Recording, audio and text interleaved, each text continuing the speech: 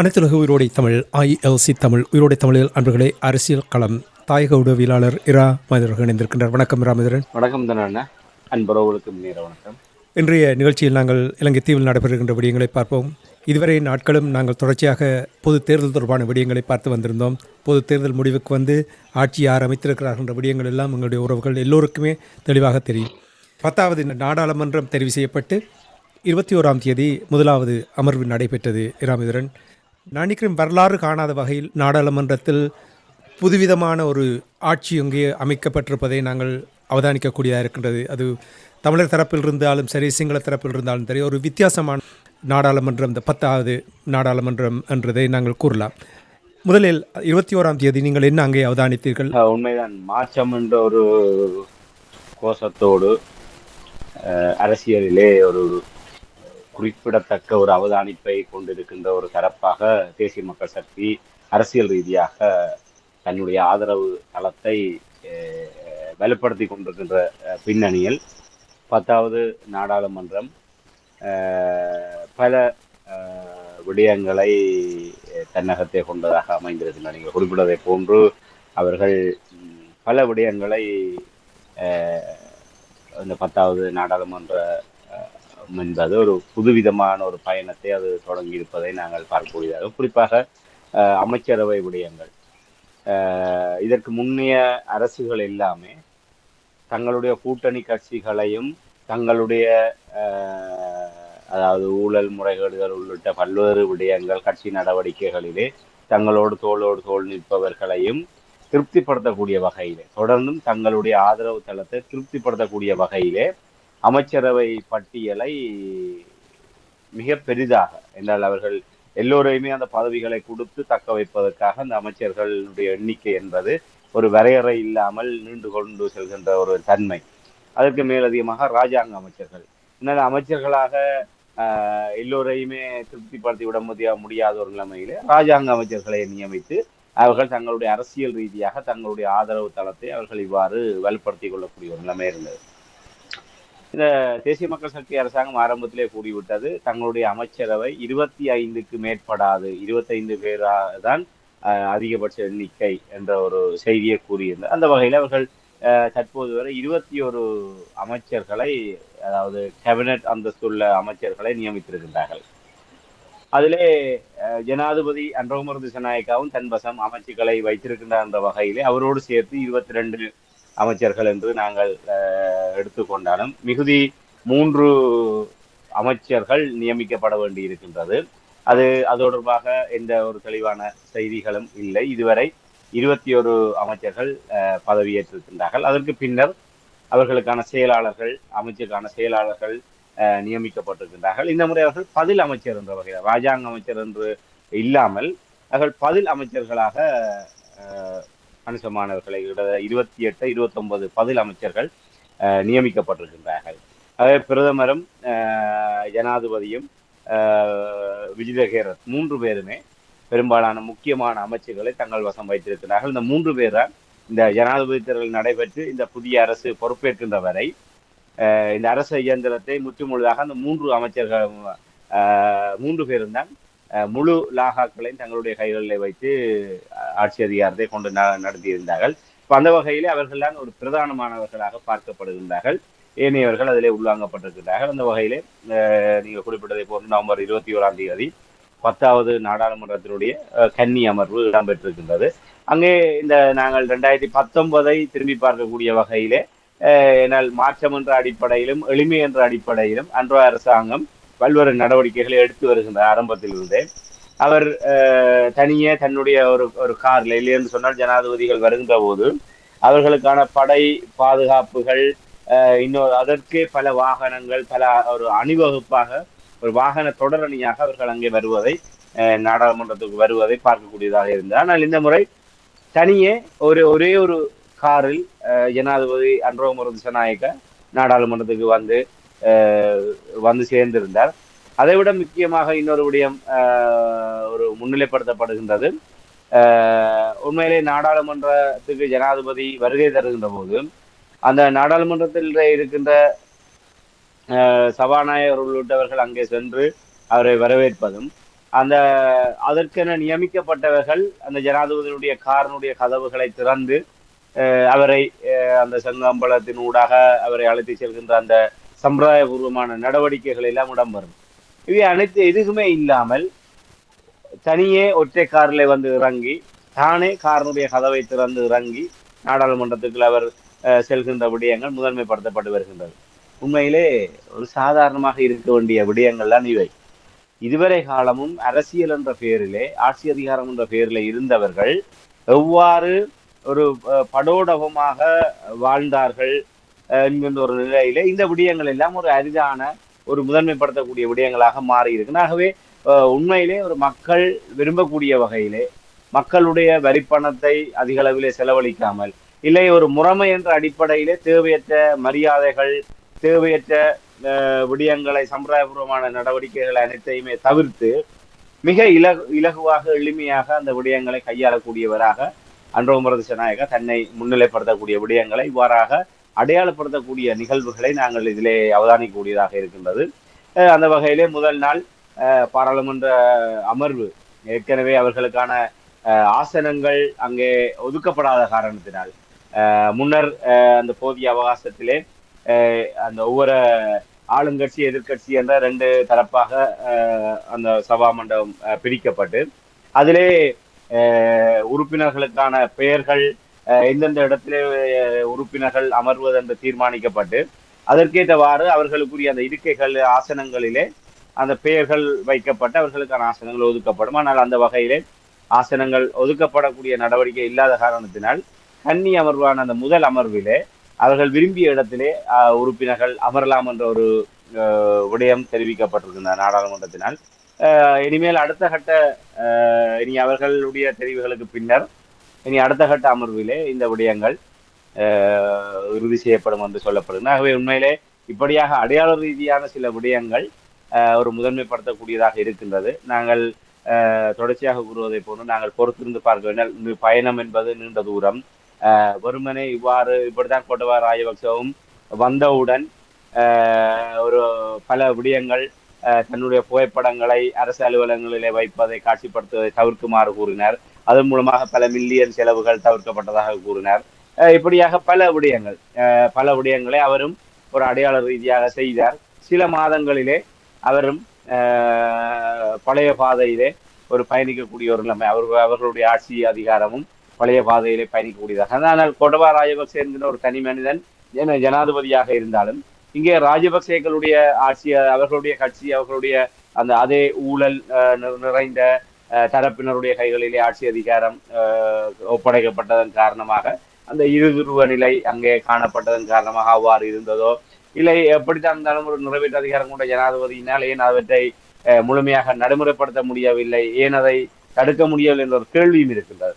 ஆனால் இப்போது தேசிய மக்கள் சக்தி என்பது ஒரே தரப்பாக அன்ரோகுமார திசாநாயக்காவினுடைய தலைமையிலே தேசிய மக்கள் சக்தி ஒரு தரப்பாக ஜனாதிபதியாகவும் பாராளுமன்ற அரசை கொண்டு நடத்துகின்ற ஒரு தரப்பாகவும் இருக்கின்றது. ஆகவே பொறுத்திருந்து பார்ப்போம் இந்த விடயங்கள் எல்லாம் எவ்வளவு ஒரு முழுமையான ஒரு மக்கள் விரும்புகின்ற ஒரு மாற்றத்தை நோக்கி இந்த அரசனுடைய பயணம் தொடர்ச்சியாக இருக்கின்றதா என்பதை நாங்கள் பொறுத்திருந்தான் பார்க்க வேண்டும். நிச்சயமாக இராமேந்திரன், நீங்கள் கூறுவது போல் சாதாரணமாக இருக்க வேண்டிய விடயத்தை இதுவரை காலமும் அவர்கள் பெரிய படம் காட்டி பல விடயங்களை செய்தார்கள். ஆனால் நீங்கள் கூறுவது போல் அனுரகுமார திசாநாயக்க எளிமையாக சில விடயங்களை செயல்படுத்துவது அந்த நொந்து போயிருக்கின்ற மக்களுக்கு அது ஒரு அடையாள ரீதியாக இருந்தாலும் சரி இல்லையோ அது வேறு.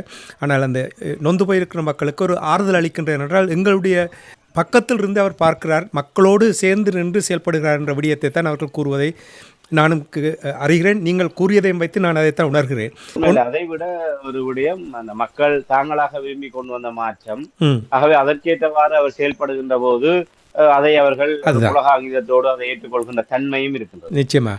மற்றது நாங்கள் நிச்சயமாக எச்சரிக்கையோடு இருப்போம். உடனடியாக எந்த ஒரு அனுமானத்துக்கும் வராமல் எச்சரிக்கையாக இருப்போம்.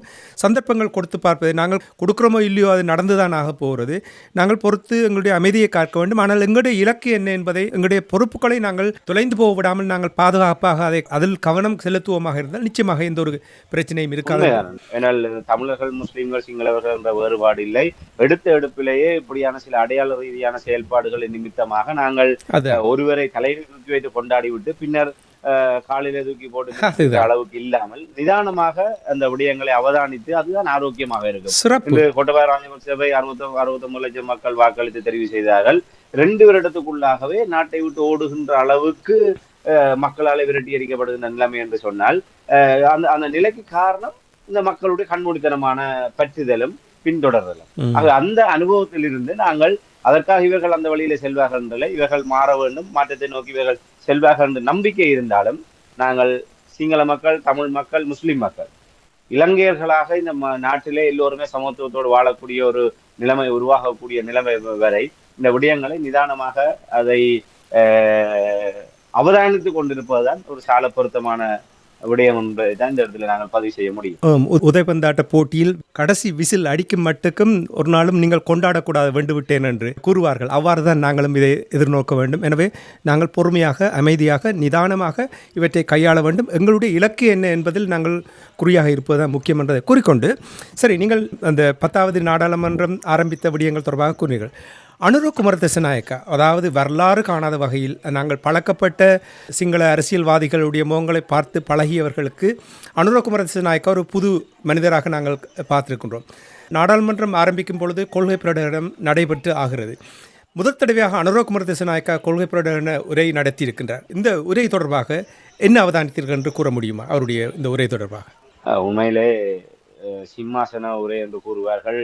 நாடாளுமன்றத்தில் ஜனாதிபதி வருகை தந்து விசேட உரையாற்றுகின்ற நிகழ்வு சிம்மாசன உரை, கொள்கை பிரகடன உரை என்று சொல்லப்படுகின்ற. ஆகவே இந்த உரைதான் ஜனாதிபதி தங்களுடைய அரசு என்றால் ஜனாதிபதி ஒரு துருவமாகவும் சட்ட இயற்றுகின்ற பாராளுமன்றம் இன்னொரு துருவமாகவும் 2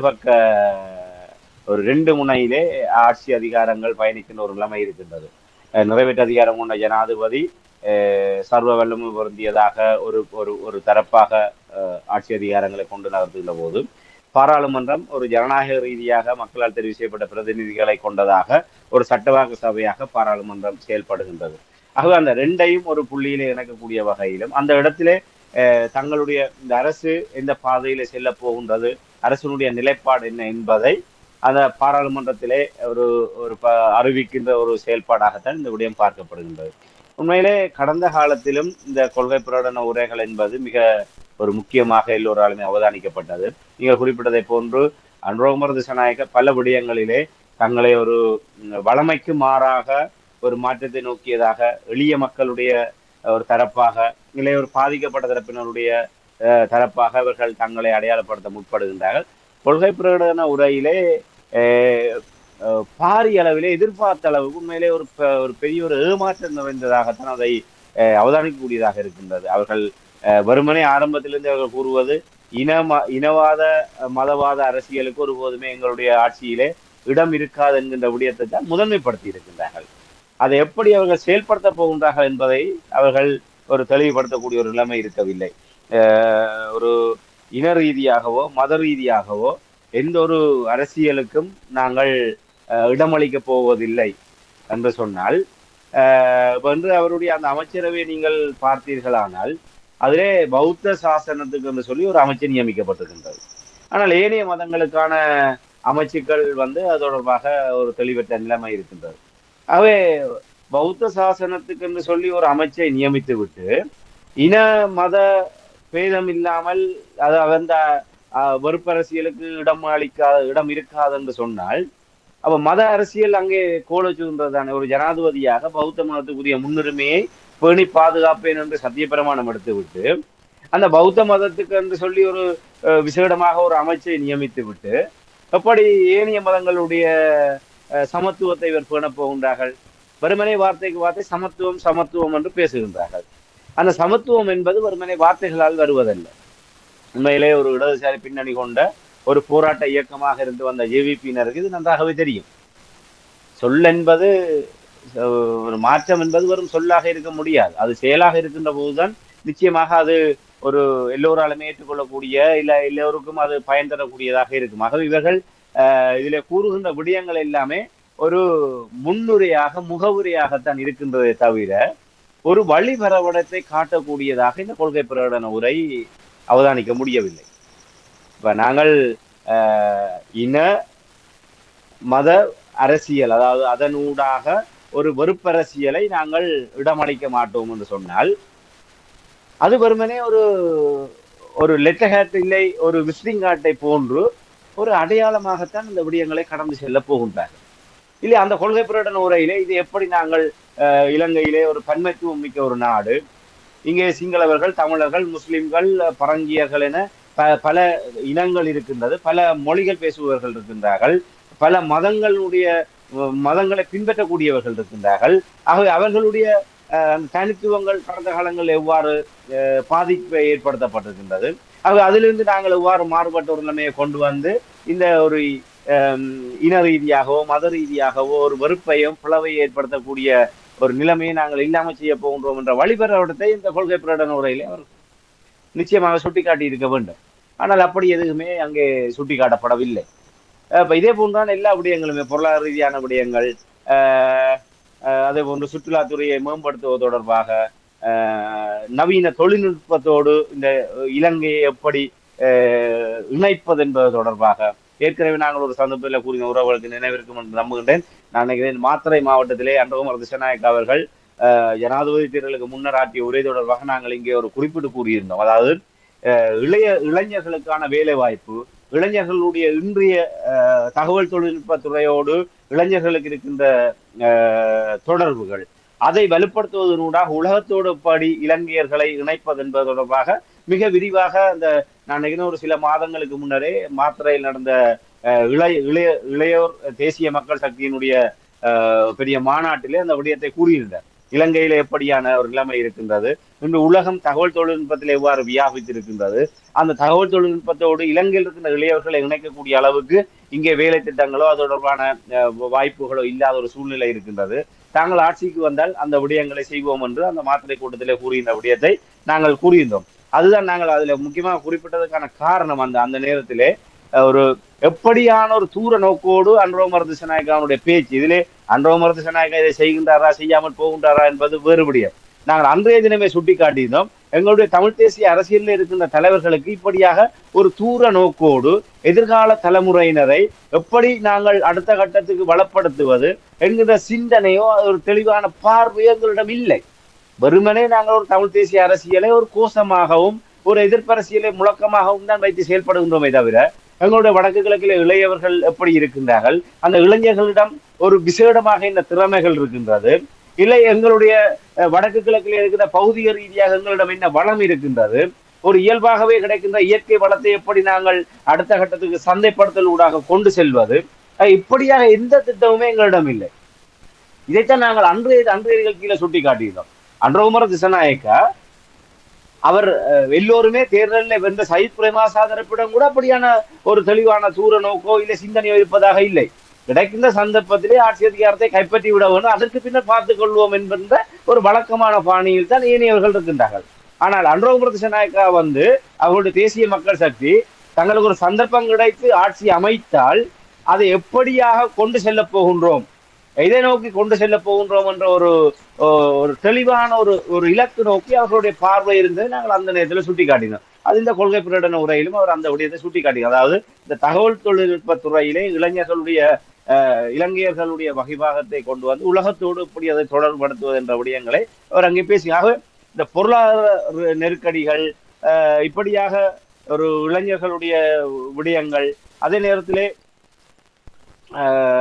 சுற்றுலாத்துறையை ஒரு நவீன நிலையிலே அதை வளப்படுத்தி ஒரு எதிர்காலத்திலே அவர்கள் சுற்றுலாவிகளை அதிகளவாக நாட்டுக்கு கொண்டு வருவதற்கான வேலை திட்டங்கள், இப்படியான விடயங்களை அவர்கள் விலாவரியாக அங்கே கூறியிருக்கிறார். அதனால் அந்த ஆரம்பத்தில் குறிப்பிட்ட இன மத ரீதியான அரசியலுக்கு ஒருபோதுமே இடமளிக்க மாட்டோம் என்ற விடயங்களை எல்லாம் ஏனைய விடயங்களை குறிப்பிட்டதை போன்று அதிலே அவர் அவ்வளவு விரிவாக குறிப்பிட்டதாக தெரியவில்லை.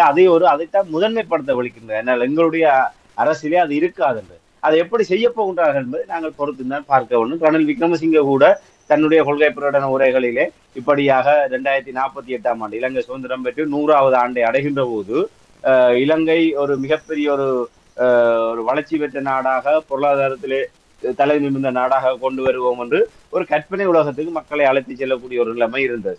அதே போன்று கோட்டபாய ராஜபக்சனுடைய கொள்கை பிரகடன உரைகளிலே ஒரு ஒரு ஏனைய சிறுபான்மை இனங்கள் என்று, அதாவது இலங்கையிலே ஒரு மக்கள் தொகை எண்ணிக்கையிலே அடிப்படையாக சிறுபான்மை இனமாக சொல்லப்படுகின்ற தமிழ் மக்கள், உண்மையிலே ஒரு தேசிய இனங்களாக இருக்கின்ற தமிழ் பேசும் சமூகத்தை மிகவும் அவர் ஒரு எதேச்சதிகாரமான நிலையிலே அது அவர்களை அடக்கியாளக்கூடிய வகையில் தான் அவருடைய ஒவ்வொரு கொள்கை பிரகடன உரையும் அமைந்திருந்தது. அவர் அந்த விடயங்களோடு ஒப்பிட்டு பார்க்கின்ற போது இந்த அவருடைய பேச்சிலே அந்த ஜனாதிபதி அன்றோமர் திசாநாயக்க அவர்களுடைய கொள்கை பிரகடன உரையிலே அவ்வாறான விடயங்கள் எதுவுமே தொனிக்காவிட்டாலும் ஒரு மாற்றம் என்று இது அவர்கள் ஒட்டுமொத்த இலங்கையர்களுக்கும் ஜனாதிபதியாக கடப்பாடு உடையவர். அதே இடத்துல இந்த நாடாளுமன்றமும் ஒட்டுமொத்த இலங்கையர்களுக்கு கடப்பாடு உடையது. ஆகவே அந்த 2 தளங்களிலுமே ஒட்டுமொத்த இலங்கையர்களை திருப்திப்படுத்தக்கூடிய வகையிலே இந்த ஒரு வழி வரவிடத்தோடு கூடியதாக இந்த கொள்கை பிரகடன உரையை நாங்கள் பார்க்கக்கூடியதாக இல்லை என்பதை இந்த இடத்துல நாங்கள் பதிவு செய்ய முடியும். அவருடைய கொள்கையில் சிஸ்டம் சேஞ்ச் மாற்றம் என்ற அதைத்தான் துணைப்பொருளாக வைத்து அவர்கள் இதுவரை காலமும் நிகழ்த்தி கொண்டு வருகிறார்கள். இப்போ நீங்கள் கூறியதில் ஒரு முக்கியமான விடயத்தை நீங்கள் அதாவது தகவல் தொழில் தொடர்பு அந்த திட்டம் உண்மையில் வரவேற்கக்கூடிய. இப்போ உங்களுக்கு தெரியும், செயற்கை நுண்ணறிவு பாரிய மாற்றத்தை உலக பரப்பில் ஏற்படுத்த போகின்றது என்பது வெகு விரைவில் 5-6 ஆண்டுகளுக்கு. தமிழர் தாயகத்திலும் நான் பார்த்திருக்கின்றேன், எங்களுடைய இளையவர்கள் எவ்வளவு திறமையாக இருக்கிறார்கள் ஐசிடி ஏஐ அந்த துறைகளில். எனவே அவர்களுக்கும் அது ஒரு சரியான ஒரு சாதகமான ஒரு சூழலை அமைக்கும் என்று நான் நம்பிக்கொண்டு, இப்போ நீங்கள் இந்த சிஸ்டம் சேஞ்ச் மாற்றம் என்று நீங்கள் கூறும்பொழுது அதே நேரத்தில் நீங்கள் கூறினீர்கள் பௌத்த சாசனம் தொடர்பாக நீங்கள் கூறினீர்கள். இதனோட காரணமாகத்தான் இந்த இவருடைய சிம்மாசன உரையில் இனப்பிரச்சனை தொடர்பில் எந்த ஒரு கருத்தும் கூறாமைக்கு இது ஒரு காரணம் என்று நம்புகிறீர்களா, அல்லது என்ன காரணத்துக்காக இனப்பிரச்சனை தொடர்பாக ஒன்றுமே கூறவில்லை? உண்மையிலே தமிழ் மக்களை பொறுத்தவரை அது ஒரு மிகப்பெரிய ஒரு மாற்றமாக தான் நாங்கள் பார்க்க முடியும். என்றால் ஒரு அரசினுடைய கொள்கையாக இந்த விடயங்களை என்றால் இதை ஒரு மூடு மந்திரமாக இல்லை உள்ளங்கை ரகசியமாக வைத்து கொண்டு நடைமுறைப்படுத்துகின்ற விடயங்கள் அல்ல. 78 ஆண்டு கால இலங்கையினுடைய வரலாற்றிலே நீர்பூத்த நெருப்பாக புரியோடி போயிருக்கின்ற ஒரு விடயம் இந்த இனப்பிரச்சனை. ஆகவே அந்த இனப்பிரச்சனைக்கான தீர்வு என்பது இவர்களுடைய கைகளிலே பெரும்பான்மை அரசு வந்து விட்டது, 3-2 பெரும்பான்மை வந்து விட்டது, இல்லை ஒட்டுமொத்த இலங்கையே எங்களுடைய இதை ஏற்றுக்கொள்கின்றது என்கின்ற ஒரு நிலையில் நின்று கொண்டு இதையுமே நடைமுறைப்படுத்தி விட முடியாது. முதலிலே அரசாங்கம் தன்னுடைய கொள்கைகளை வெளிப்படுத்துகின்ற போது அதிலே திட்ட தெளிவாக சில விடயங்களை அவர்கள் வெளிப்படுத்த கடப்பாடுடையவர்களாக இருக்கின்றார்கள். ஆனால் இன்றும் அன்றோமர் திசாநாயக்க அரசாங்கம் ஒரு தமிழ் மக்களுடைய இனப்பிரச்சனைக்கான ஒரு தீர்வு விடயத்திலே இன்னும் அவர்கள் ஒரு வெளிப்படையாக அதை பேசுவதற்கு அஞ்சுகின்ற ஒரு சூழலை பார்க்கின்றோம். என்றால் இன்னும் 2 தேர்தல்களை அன்னூர் அரசாங்கம் முகம் கொடுக்க வேண்டி இருக்கின்றது. அடுத்ததாக உள்ளூராட்சி மன்ற தேர்தல், அதுக்கு அடுத்ததாக மாகாண சபை தேர்தல். இந்த 2 தேர்தலும் இந்த வருடத்துக்குள்ளாக இந்த வருகின்ற 2025 ஆண்டுக்கு உள்ளாக நடத்தியே ஆக வேண்டும் என்கின்ற நிலைமை இருக்கின்றது. அவர்கள் விரும்பினாலும் விரும்பாவிட்டாலும் அந்த தேர்தலை உடனடியாக நடத்த, என்றால் அவர்கள் இந்த அலைக்குள்ளாக இந்த தேர்தல்களையும் நடத்தி அதிகளவான சபைகளையும் நிர்வாக அலகுகளையும் கைப்பற்றி விட வேண்டும் என்று அவர்கள் இருக்கின்றார்கள். அந்த தேர்தல்கள் இடைப்பட்ட காலத்தில் இப்படியான விடயங்களை பெரும்பான்மை மக்களுடைய அதிருப்தியை சம்பாதிக்கக்கூடிய விடயங்களை அவர்கள் வெளிப்படுத்துவார்களாக இருந்தால் ஒரு திருப்பு முனை அந்த தேர்தல்களில் ஏற்படுத்திவிடும். இப்ப ஜனாதிபதியாக அன்றோமர் திசாநாயக்க தெரிவு செய்யப்பட்டிருக்கின்றார். பாராளுமன்றத்திலே 159 ஆசனங்களை கைப்பற்றி தனிப்பெரும் கட்சியாக ஒரு கட்சியாக 3-2 பெரும்பான்மையோடு ஆட்சி அமைத்திருக்கின்றார்கள். இந்த நேரத்திலே இவர்கள் ஒரு விஷப்பரீட்சையில் இறங்குவார்களாக இருந்தால் வருகின்ற உள்ளூராட்சி மன்ற தேர்தலிலே அது ஒரு எதிர்மறையான ஒரு விளைவுகளை ஏற்படுத்தும். உங்களுக்கு தெரியும், 2015 ஆண்டு ராஜபக்சேக்கள் தோற்கடிக்கப்பட்டு நல்லாட்சி அரசாங்கம் என்ற ஒரு கூட்டரசாங்கம் கொண்டு வரப்பட்டது. 3 ஆண்டுகளிலே 2018 ஆண்டு நடைபெற்ற உள்ளூராட்சி மன்ற தேர்தலிலே பொதுஜன பிரமுன கட்சி அப்போதுதான் அவர்கள் புதிதாக ஸ்தாபித்தார்கள். ஸ்தாபித்த ஒரு சில வருடங்களுக்குள்ளாகவே தென்னிலங்கையில் இருக்கிற பெரும்பாலான உள்ளூராட்சி மன்றங்கள் அத்தனையுமே பொதுஜன பெரமுன கைப்பற்றி ஒரு அசாத்தியமான வாக்கு வங்கியோடு அவர்கள் அசூர வளர்ச்சி பெற்றார்கள். அதுதான் 2019 அவர்கள் ஜனாதிபதியாக வருவதற்கு 2020 பாராளுமன்றத்திலே 144க்கு மேற்பட்ட ஆசனங்களை கைப்பற்றி ஒரு பெரும்பான்மையோடு ஆட்சி அமைக்கக்கூடிய நிலைமைக்கும் அதுதான் வித்திட்டது. ஆகவே இவர்கள் முழுமையாக ஜனாதிபதி, பாராளுமன்றம், உள்ளூராட்சி, மாகாண சபை அத்தனை நிர்வாக அலகுகளையும் அத்தனை அரசியல் கட்டமைப்புகளையும் தேசிய மக்கள் சக்தியின் ஊடாக நிரப்பியதற்கு பிற்பாடுதான் அவர்கள் சில விடயங்களை வெளிப்படுத்தவோ இல்லை செயல்படுத்தவோ முற்படக்கூடும் என்பதுதான் நான் அவதானிக்கின்றேன். ஆனால் இதை நாங்கள் ஒரு ஆரோக்கியமாக பார்த்து விட முடியாது. ஏனென்றால் அந்த சிங்கள பௌத்த வாக்கு வங்கிக்காக அஞ்சுகின்ற ஒரு தரப்பு எப்படி அதற்கு பின்னராக தமிழ் மக்களுடைய விடயங்களிலே ஒரு நியாயபூர்வமான தீர்வை நோக்கி நகரப்போகின்றது என்ற ஒரு கேள்வி இருக்கின்றது. நிச்சயமாக அவர் கூறுகின்றார், இதுவரை நடந்த குற்றங்களுக்கெல்லாம் பொறுப்பு கூறல், அதாவது உரியவர்கள் அதுக்குரிய விடயங்கள் தீர்வு காணப்பட வேண்டும் என்ற ஒரு விடயங்களை கூறுகின்றார். ஆனால் தமிழ் மக்கள் நாங்கள் இலங்கையிலே ஒட்டுமொத்தமாக இந்த விடயங்களை பார்த்து விட முடியாது. வடக்கு கிழக்கு என்பது ஒரு விசேடமாக தமிழ் மக்களுடைய விடயங்கள் பார்க்கப்பட வேண்டும். இதை ஜனாதிபதி தெளிவாக கொள்கை பிரகடனத்திலே சுட்டி காட்டி, இதைத்தான் நாங்கள் கடந்த ரணில் விக்ரமசிங்க அவருடைய விடயத்தில் நாங்கள் சுட்டி காட்டியிருந்தோம். ஒரு பொதுவாக பேசுவது என்பது வேறு. முதல்ல கொள்கை பிரகடனத்திலே நீங்கள் தெளிவாக சொல்லுங்கள். தமிழ் மக்கள் இப்ப சிங்கள மக்களை இந்த தருணத்திலே உங்களினால் தமிழ் மக்களுடைய தீர்வு விடயத்திலே அவர்களுக்கு சரியான ஒரு தெளிவை ஏற்படுத்த முடியவில்லையாக இருந்தால், அவர்களை ஒரு இணங்கக்கூடிய சூழ்நிலைக்கு கொண்டு வர முடியவில்லையாக இருந்தால், எப்போது இதை செய்ய போகின்றீர்கள்? இப்போது பேசாமல் எப்போது பேச போகின்றீர்கள்? இதைத்தான் நாங்கள் கேட்க வேண்டியிருக்கின்றது. என்னால் இதே சிங்கள பௌத்த பேரணவாதம் இன்னும் உயிர்ப்போடுதான் இருக்கின்றது. அதை கண்டு அஞ்சுகின்றீர்கள். ஆகவே நாளை அதற்கான வேலை திட்டம் என்ன? அந்த மக்களை மாற்றுவதற்கான வேலை திட்டம் என்ன? நீங்கள் இந்த பொருளாதார நெருக்கடியில் இருந்து மீட்டு நாட்டை ஒரு இயல்பு நிலைக்கு கொண்டு வந்தால் மட்டும் நீங்கள் செய்வது அத்தனையுமே சிங்கள பௌத்த பேரணவாதம் ஏற்றுக்கொள்ளும் என்று நம்புகின்றார்களா? இல்லை. ஆகவே இந்த கொள்கை பிரகடன உரையிலே அவர்கள் தமிழ் மக்களுடைய இனப்பிரச்சனை சார்ந்து, அதாவது இது தமிழ் மக்களுடைய விவகாரம் என்பதை கடந்து, நாங்கள் ரணில் அரசாங்கத்தில் கூட இந்த விடயங்களை தெளிவாக சுட்டிக்காட்டியிருந்தோம். இது தமிழ் மக்களுடைய விவகாரம் மட்டுமல்ல. இன்று இலங்கை தீவு இப்படியான ஒரு வரலாற்று நெருக்கடியில் இருப்பதற்கு இந்த இனப்பிரச்சனை தீர்க்கப்படாமல் இருப்பதன் அடிப்படை காரணம். இன்று நாடு கடன் பொறிக்குள் சிக்கி இருப்பதற்கு தமிழ் மக்கள் மீது அரச இயந்திரத்தால் தொடுக்கப்பட்ட இந்த போர், அந்த போருக்காக அளவு கணக்கு இல்லாமல் புறப்பட்ட கடன்கள், அந்த ஆயுதங்கள், போருக்கு பயன்படுத்தப்பட்ட ஆயுதங்கள், அதற்காக புறப்பட்ட கடன்கள், அதுதான் இன்று களத்தை நெருக்கின்றது. இந்த கடன்கள் நாட்டை அபிவிருத்தி செய்வதற்காக, நாட்டை முன்னேற்றுவதற்காக புறப்பட்ட கடன்கள் அல்ல. இன்று ஒட்டுமொத்த இலங்கையர்களையும் மிகப்பெரிய ஒரு பொருளாதார நெருக்கடி கொண்டு வந்து நிறுத்தியதற்கான காரணம் இந்த நாட்டினுடைய சக குடிமக்களாக சொல்லப்படுகின்ற தமிழ் மக்கள் மீது சிங்கள எதிர்ச்சி அதிகார மனப்பான்மையில செயல்படுகின்ற அரசுகள் தொடர்ச்சியாகவே தமிழ் மக்கள் மீது ஒரு அழித்தொழிப்பு யுத்தத்தை நடத்துவதற்காக பெறப்பட்ட கடன் சுமைதான் இன்று ஒட்டுமொத்த இலங்கையர்களுமே தலைகளே சுமத்தப்பட்டு கொண்டிருக்கின்றது. ஆகவே அந்த நெருக்கடியில் மீள்வது தனிய பொருளாதாரத்துக்கு மாற்றங்களோ பொருளாதார அபிவிருத்தியின் மூலமாக இந்த விடயங்களை கொண்டு வர முடியாது. ஆக இந்த அடிப்படை விடயங்களை நாங்கள் கொண்டு வர வேண்டுமாக இருந்தால் அதை தெளிவாக மக்கள் மத்தியில் சொல்ல வேண்டும். தமிழ் மக்களுடைய பிரச்சனைகளுக்கான தீர்வு காண்பது என்பது இலங்கையில சிங்கள மக்களுக்கு இருக்கின்ற அதே சமத்துவமான உரிமைகள், அதே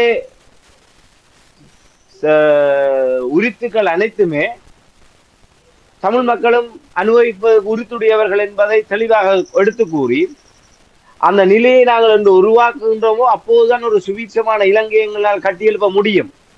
வடக்கு கிழக்கில் இருக்கிற தமிழ் மக்களை ஒரு துருவமயப்படுத்தி வைத்துக் கொண்டு இலங்கையை நாங்கள் அபிவிருத்தி அடைந்த ஒரு நாடாக கொண்டு வர முடியாது. இல்லை, இந்த நெருக்கடியிலிருந்து நாங்கள் மீள முடியாது. அவர் அன்றகுமர திசாநாயக்கா அவர் கூறுவதை போன்று வடக்கு தெற்கு இல்லை கிழக்கு மேற்கு என்கின்ற இந்த பேதவம் இல்லாமல் ஒட்டுமொத்த இலங்கையாக நாங்கள் பார்க்கின்றோம் என்றால், அந்த ஒட்டுமொத்த இலங்கை கொண்டிருக்கின்ற அடிப்படை பிரச்சனையே இனப்பிரச்சனை. அந்த இனப்பிரச்சனைக்கு என்ன தீர்வு என்பதை அவர் தன்னுடைய கொள்கை பிரகடன உரையிலே உங்களால் அதை வெளிப்படுத்த முடியவில்லை என்று சொன்னால், ஏனைய அரசுகளை போன்று தமிழ் பிரதிநிதிகளோடு சந்திக்கின்ற போதோ இல்லை தமிழ் தரப்புக்கு வாக்குறுதிகளை கொடுக்கின்ற போதோ அந்த விடயங்களை நீங்கள் செய்துவிட்டு சிங்கள மக்களுக்கு வேறு ஒன்றை சொல்வதற்காக நீங்கள் முற்படுகின்றீர்கள். ஆகவே தமிழ் மக்கள் அன்று தொடக்கம் 40-50 ஆண்டுகளுக்கு முன்பிருந்தே தமிழ் மக்களுடைய நிலைப்பாடு என்பது ஒரே ஒரு விடயத்தை தான் அவர்கள் கேட்கின்றார்கள். நாங்கள் கேட்பது, நீங்கள் தமிழ் மக்களிடம் ஒரு விதமாகவும் சிங்கள மக்களிடம் ஒரு விதமாகவும் சொல்ல வேண்டிய அவசியம் இல்லை.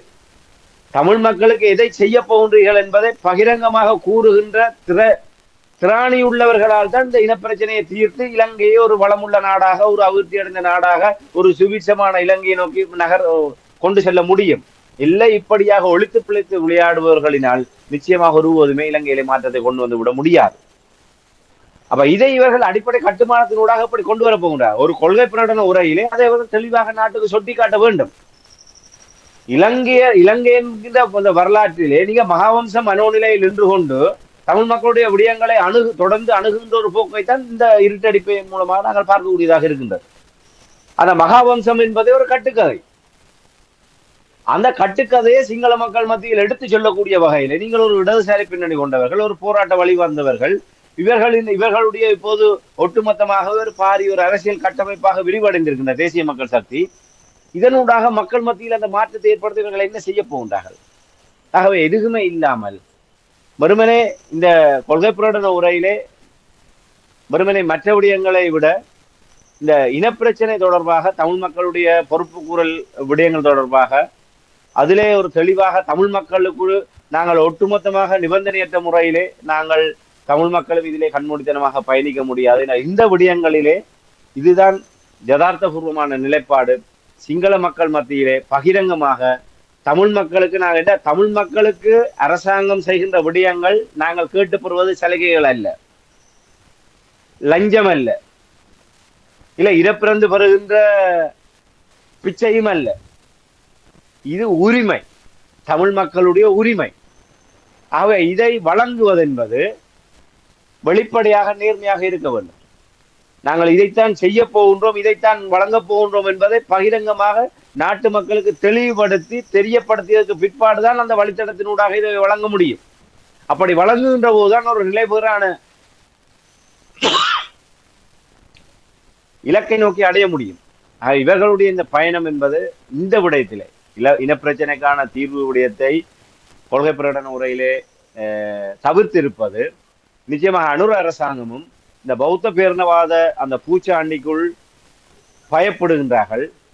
இல்லை, தமிழ் மக்களுடைய விவகாரங்களை நேர்மையாக அணுகுவதற்கு இன்னும் அவர்கள் ஒரு அரசியல் தத்துணிவோடு பயணிக்கக்கூடியவர்களாக இன்னும் முதிர்ச்சி அடையவில்லை என்பதைத்தான் நான் இந்த இடத்துல பதிவு செய்ய முடியும். ஓம் ராமேந்திரன், சுருக்கமாக உங்களிடம் ஒரு கேள்வி என்னவென்றால், அனுரகுமார திசாநாயக்கா பொறுத்தமட்டில் இனப்பிரச்சினை தீர்க்கப்படாமல் இருப்பது நாட்டை கீழே இழுத்து வைத்திருக்கின்ற என்று அவர் உணர்ந்திருக்கிறார் என்று நீங்கள் நம்புகிறீர்களா? இல்லை, அவர்கள் உணர்ந்திருக்கின்றார்கள். அவர்கள் பல சந்தர்ப்பங்களிலே இந்த விடயங்களை கூறுகின்றார்கள். இத செப்டம்பர் 21 முன்னரான தேசிய மக்கள் சக்தியினுடையதோ இல்லை அனுரகுமார திசாநாயக்காவினுடைய நிலைப்பாடோ அவர்களுடைய பார்வை என்பது வேறு. செப்டம்பர் 21 இலங்கையினுடைய நிறைவேற்ற அதிகாரம் கொண்ட ஜனாதிபதியாக தெரிவு செய்யப்பட்டதற்கு பிற்பாடு நவம்பர் 15 பின்னர் 3/2 பெரும்பான்மையோடு ஒரு தனிப்பெருங்கட்சியாக ஆட்சி அமைத்ததற்கு பிற்பாடு அவருடைய நிலைப்பாடு எதுவாக இருக்கின்றதோ அதுதான் நாங்கள் பார்க்க வேண்டிய விடயம். ஆகவே அதான் ஆரம்பத்தில் குறிப்பிட்டேன், உள்ளங்கை ரகசியமாக நாங்கள் அதை பொத்தி வைத்துக் கொண்டு மற்றவர்களை ஏமாற்றி கண்கட்டி வித்தை காட்டுகின்றதை போன்று இனப்பிரச்சனைக்கான விடயங்களை தீர்வு காண முடியாது.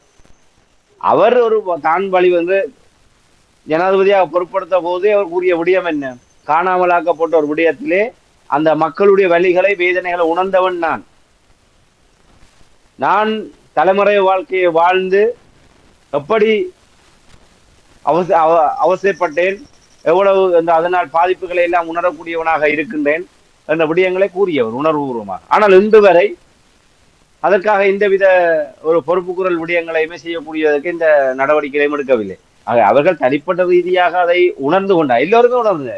அனுரகுமார திசாநாயக்கா மட்டுமல்ல, கோட்டபாய ராஜபக்சே, ரணில் விக்ரமசிங்க, மைத்திரி எல்லோருமே தமிழ் மக்களுடைய விடயத்திலே இந்த அரசாங்கம் சரியான ஒரு தீர்வை காணாமல் இனப்பிரச்சனை விவகாரத்தை தொடர்ந்து முன்னெடுப்பதுதான் இலங்கையினுடைய நெருக்கடிகளுக்கு பாரிய பின்னடைவு என்பதை எல்லோருமே உணர்ந்தாலும் அவர்கள் நம்பி இருப்பது இந்த பௌத்த பேரினவாத அந்த வாக்கு வங்கி. ஆகவே அந்த வாக்கு அரசியலிலிருந்து வெளிவரக்கூடிய ஒரு துணிவு எவருக்குமே இருந்ததில்லை. இப்போது அனுரகுமார திசாநாயக்கா அவர்களும் அந்த தத்துணிவை, அந்த பௌத்த சிங்கள பேரினவாத அந்த வாக்கு வங்கியை கடந்து இந்த விடயங்களை செய்வதற்குரிய தத்துணிவோடு பயணிக்கக்கூடிய நிலைமையை நாங்கள் ஆகவே அவர் உணர்ந்திருக்கின்றார். அதை செயல்பாட்டிலே காட்டுவதற்கு அந்த தத்துணிவு நிலையை நோக்கி அவர் நகர வேண்டும். இப்போது கூட அவர்களுக்கு முன்னாலே பல நெருக்கடிகள் இருக்கின்றது. இந்த சர்வதேச நாணய நிதியம் பச்சை விளக்கு காட்ட வேண்டும். அவர்கள் 3வது கட்ட கடன் கொடுப்பனவை விடுவிக்க வேண்டும். அவர்களுடைய ஒத்துழைப்போடுதான் அடுத்த வரவு செலவு திட்டத்தை கொண்டு வர முடியும். அடுத்த வரவு செலவு திட்டத்திலும் சர்வதேச நாணய நிதியத்துடைய தலையீடுகள் இருக்கும். கடந்த ரணில் விக்ரமசிங்க அரசாங்கம் இன்று இந்த தோல்விகளை சந்திப்பதற்கான அடிப்படை காரணமே கடந்த வரவு செலவு திட்டத்தின் ஊடாக மக்கள் மீது சுமத்தப்பட்ட அதிகப்பட்ட வரிகள். ஆக அந்த வரிகளை விதிக்க வேண்டிய நெருக்கடியை சர்வதேச நாணய நிதியம் ஏற்படுத்தி கொடுத்தது. ஆகவே சர்வதேச நாணய நிதியம் இப்போ அனுர அரசாங்கத்துக்கும் அதே ஒரு நிலைமையை தான் கொண்டு வரும். ஏன்னால் அந்த வரவு செலவு திட்டம் என்பது வெறுமனே அனுர அரசினுடைய ஒரு சாதனை வரவு செலவு திட்டமாக நிச்சயமாக அது அமைய போவதில்லை. அது சர்வதேச நாணய நிதியத்தினுடைய வரவு செலவு திட்டமாக தான் வரப்போகின்றது. அவ்வாறு வருகின்ற போது நிச்சயமாக பல நெருக்கடிகளை மக்கள் முகம் கொடுக்க வேண்டியவர்களாக இருப்பார்கள். அவை அது தொடர்பாக அவர்களுக்கு பல சவால்கள் இருக்கின்றது. அவை இப்படியாக இந்த விடயங்களை எல்லாம் கடந்து தமிழ் மக்களுடைய விடயங்களை அவர்கள் புரிந்து கொண்டாலும் அதை செயல்பாட்டு வடிவத்திலே கொண்டு வருவது என்பது அது ஒரு அசாத்தியமான தத்துணிவின் அடிப்படையில் தான் அவர்கள் அதை செய்ய முடியும். ஆனால் அதற்கு இன்னும் அவர்கள் முதிர்ச்சி அடையவில்லை என்பதுதான் இந்த ஜனாதிபதி அன்றகுமார திசாநாயக்காவாக இருக்கட்டும், இல்லை தேசிய மக்கள் சக்தியாக இருக்கட்டும், இதிலே நாங்கள் அவசரப்பட்டு சிலவே சொல்லக்கூடும் இதில் அவசரப்படுகின்றார்கள் என்று. இது அவசரப்படுகின்ற விடயம் அல்ல. எடுத்த உடனே இது ஒழித்து மறைத்து செய்கின்ற விடயம் அல்ல. நாங்கள் பின்கையில் ஒழித்து வைத்து பின்பக்கத்தாலே கொடுக்கின்ற விடயம் அல்ல. அப்படி கொடுத்து விட்டு ஒரே நாள் அந்த கொடுத்து விடுகின்ற விடயத்தோடு முடிகின்ற விடயம் அல்ல. உங்களுக்கு தெரியும், இல்லாத ஒன்றை ஊதி பெருசாக்கித்தான் இனங்களுக்கிடையே விரிசல்களை ஏற்படுத்தி வைத்திருக்கின்றார்கள். சாதாரணமாக ஸ்ரீதரன் அவர்கள் சென்று ஜனாதிபதியை சந்தித்ததுக்கு இவர்களுடன் கள்ளடியில் இருக்கின்றது, இதை நீங்கள் உடனடியாக அம்பலப்படுத்த வேண்டும் என்று அதை ஒரு இனவாத ரீதியாக அங்கே பரப்புரைகளை மேற்கொள்ளக்கூடிய ஒரு சூழ்நிலை இன்று உயிர்ப்போடு இருக்கின்றது. ஆகவே அதை வெளிப்படையாக கூறி அதை செயல்படுத்தக்கூடிய திராணி இருந்தால் மட்டும்தான் அன்றகுமார திசாநாயக்கா அவர்களினால் அவர்கள் உண்மையாக சொல்கின்ற மாற்றத்தை அந்த சொல்லை ஒரு செயல் வடிவிலே கொண்டு வரக்கூடியதாக இருக்கும் என்பதை தான் இந்த இடத்துல நாங்கள் பதிவு செய்ய முடியும். நன்றி. சிறப்பு ராமேந்திரன். அதாவது நீங்கள் ஆரம்பத்திலே கூறியது போல் அனுரகுமார திசாநாயக்கனுடைய சிஸ்டம் சேஞ்ச் மாற்றம் என்ற அந்த மாற்றத்தினூடாக இந்த நிலைமையை புரிந்து அந்த மாற்றத்தை ஏற்படுத்துவார் என்று நாங்கள் நம்புவோம். என்றால் நம்பிக்கை தானே வாழ்க்கை என்று இப்போ எல்லோருமே கூறிக்கொண்டிருக்கிறார்கள். அதைத்தான் அனுரகுமார திசாநாயக்கா நிச்சயமாக தமிழருடைய இனப்பிரச்சனை, அவர்களுடைய அபிலாஷை அதை உணர்ந்து அதற்கேற்றவாறு சரியாக கையாளவர் என்ற நம்பிக்கையோடு நாங்கள் நன்றி ராமேந்திரன். நிச்சயமாக நீங்கள் ஆரம்பத்தில் கூறுவது நாங்கள் பொறுமையாக இருந்து இதை வெற்றியை அவதானித்து எவ்வாறு செல்கின்ற என்பதைத்தான் பார்க்க வேண்டும்.